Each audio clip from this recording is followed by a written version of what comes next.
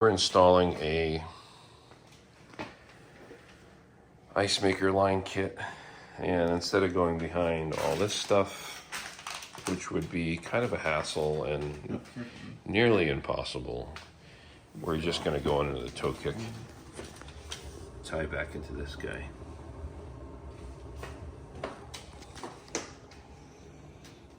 And the trick we used was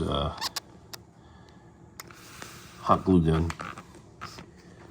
Hot glue gun. It works great. Then it comes out to this fridge here.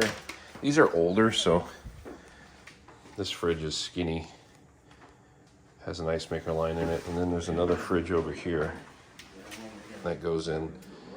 This house will eventually get a remodel, I believe. But for now, this is what we're dealing with.